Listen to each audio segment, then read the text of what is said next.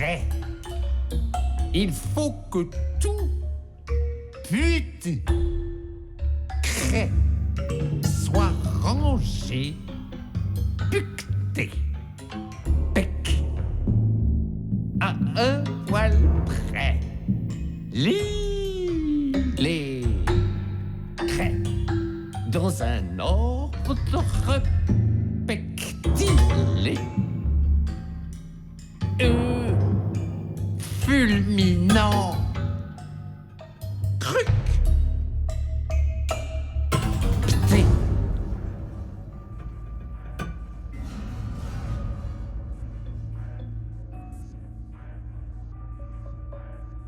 J'ai appris hier.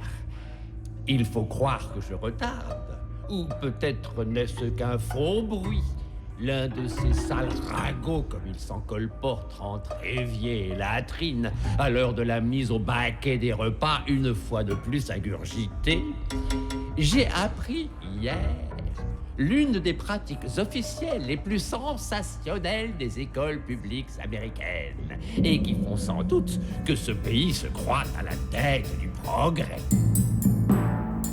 Il paraît que, parmi les examens ou épreuves que l'on fait subir à un enfant qui entre pour la première fois dans une école publique, aurait lieu l'épreuve dite de la liqueur séminale ou du sperme, et qui consisterait à demander à cet enfant nouvel entrant un peu de son sperme afin de l'insérer dans un bocal et de le tenir ainsi prêt à toutes les tentatives de fécondation artificielle qui pourraient ensuite avoir lieu.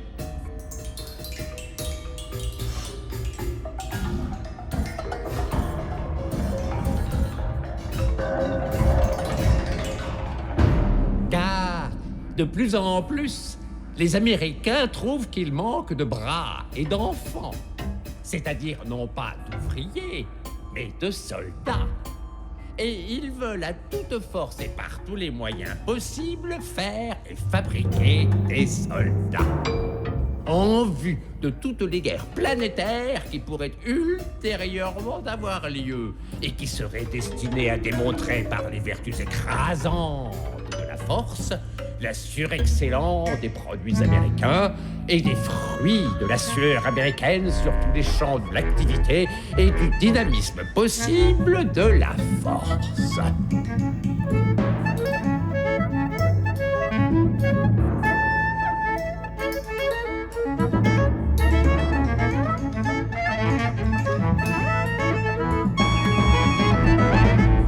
Parce qu'il faut produire. Il faut par tous les moyens de l'activité possible remplacer la nature partout où elle peut être remplacée. Il faut trouver à l'inertie humaine un champ majeur. Il faut que l'ouvrier ait de quoi s'employer. Il faut que des champs d'activité nouvelles soient créés, où ce sera le règne enfin de tous les faux produits fabriqués, de tous les ignobles ersatz synthétiques, où la belle nature vraie n'a que faire, et doit céder une fois pour toutes et honteusement la place à tous les triomphaux produits de remplacement, où le sperme de toutes les usines de fécondation artificielle fera merveille pour produire des armées et des cuirassés.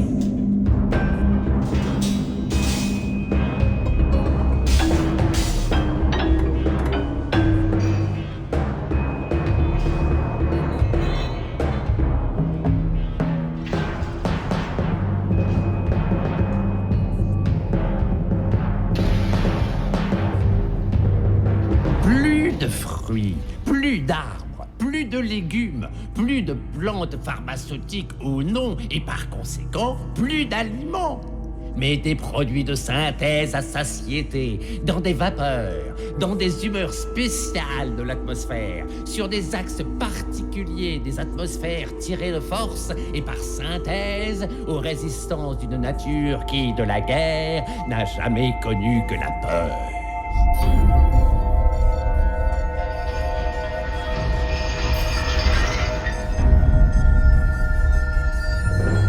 Et vive vive la guerre, n'est-ce pas?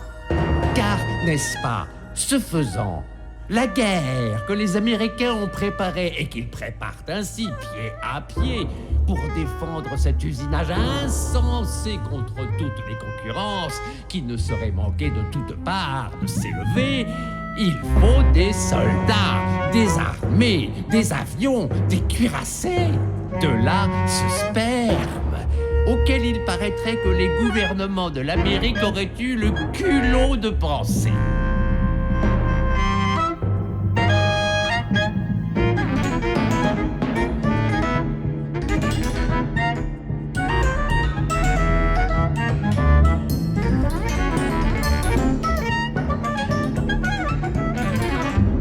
Car nous avons plus d'un ennemi et qui nous guette, mon fils, nous, les capitalistes nés, et parmi ces ennemis, la Russie de Staline, qui ne manque pas non plus de bras armés.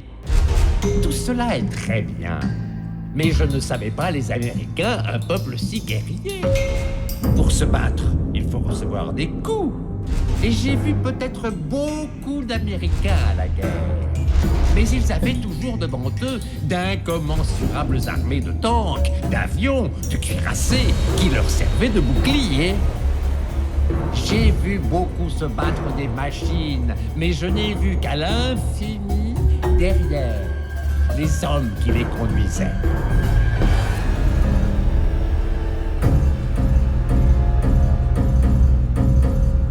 En face du peuple qui fait manger à ses chevaux, à ses bœufs et à ses ânes les dernières tonnes de morphine vraie qui peuvent lui rester pour la remplacer par des ersatz de fumée, j'aime mieux le peuple qui mange à même la terre, le délire d'où il est né.